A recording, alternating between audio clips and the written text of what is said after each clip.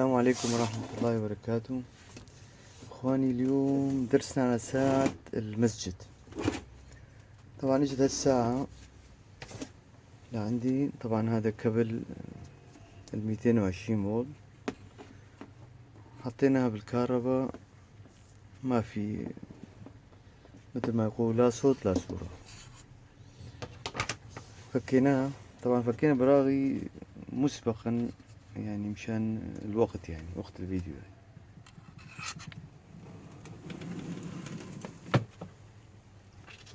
هلا هون اخواني هاي الساعة، هذا الباور تبعها. الباور اغلب الساعات بشكل عام يعني تبع المساجد على 5 فولت عم يشتغل. في ساعات باور تبعهم 12 فولت، بس تابع الخط في منظم امامه 5 فولت كمان. يعني على المهم المدخل للساعات بشكل عام 5 فولت. هلا هاد الباور،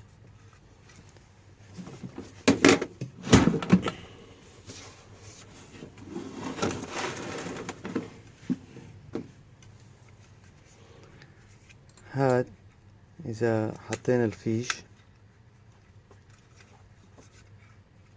بالكهرباء، اخواني كما عودناكم انه طبعا تشتغلوا على لمبة السيرة.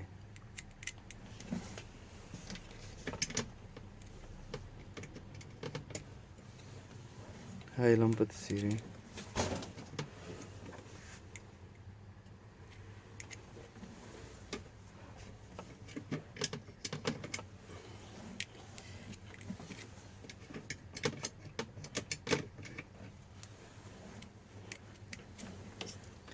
اذا وصلنا هون على اللمبة وفحصنا الفولت هون، طبعا اول شي بتحط على المتناوب. وهون اخواني هلا مسجل هون شلون ال ان،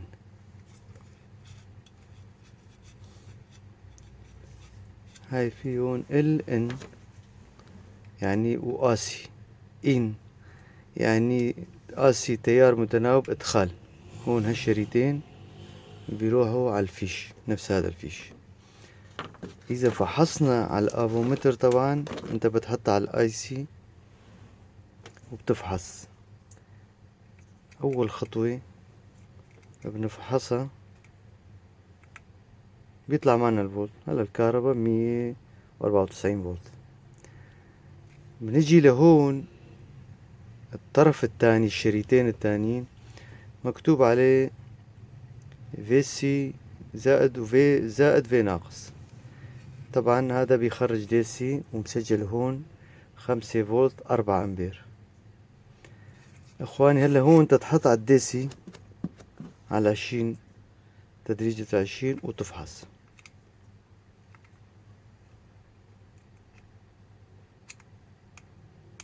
ما في فولت، معناته ما عم يخرج.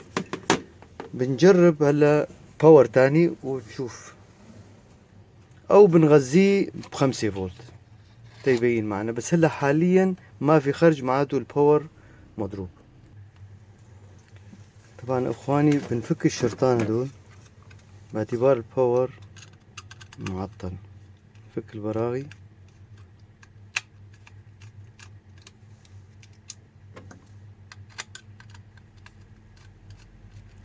طبعا دائما تأكدوا. طبعا هلا هدول الشريطين هلا معروفين، يعني طلع شوفوا الموجب هذا احمر كامل، اما السالب مؤشر نص احمر نص اسود.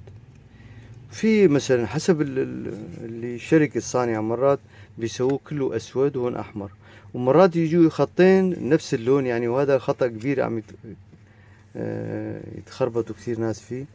المهم هذا الاحمر الموجب وهذا السالب عشان تكون بالعلم. اذا عندك باور سبلاي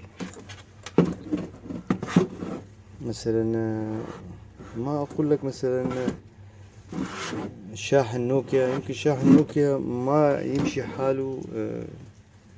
طبعا هو مو مثلا هلا هذا يعني أقل شي بده 4 أمبير. أما شاحن نوكيا مليمات للأمبير، يعني يمكن ما يشغل هالشاشة لأنه في كتير أضوية فيها. هلا هذا الباور على 5 فولت أو 5.1 مو مشكلة. سالب نص، وهذا الموجب مع الموجب، وبنجرب. لاحظوا اشتغلت الساعة. هاد أحد دروس انه تغير الباور، واغلبهم الباور عم ينضرب، يعني اغلب الاعطال تبع الساعات الالكترونية، يعني البرمجة شوي بدها شغل.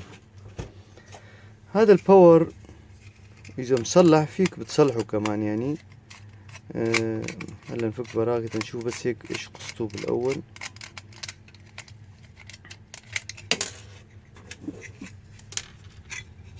هذا في بغي هون كمان.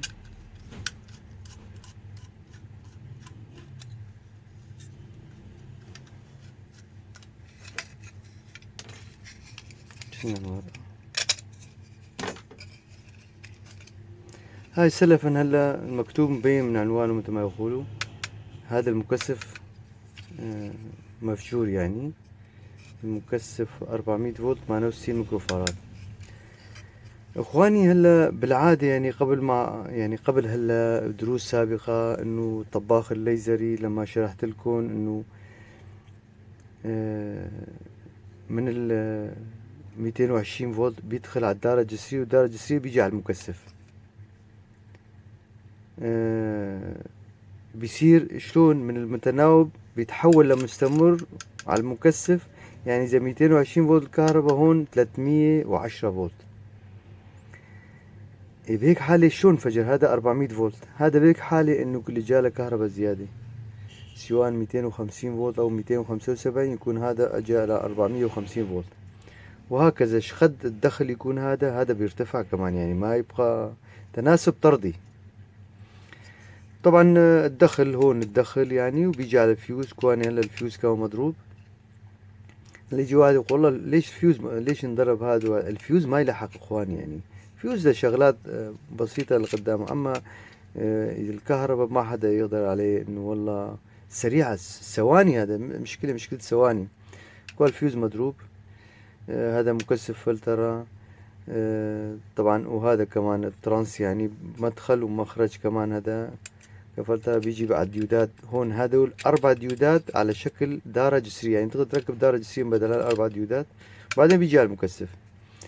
هلا هذا وهذا على المهم درسنا مو على الباور، بس انه هاد كهرباء جاي زيادة. الشغلة المهمة وانصحها لكل مسجد عنده ساعة الكترونية، بيحط له حماية براد. هاي الحماية الصغيرة اللي بتحميه من الفولت العالي او فولت المنخفض. يفضل كل ساعة إلى حماية براد. والسلام عليكم ورحمة الله وبركاته.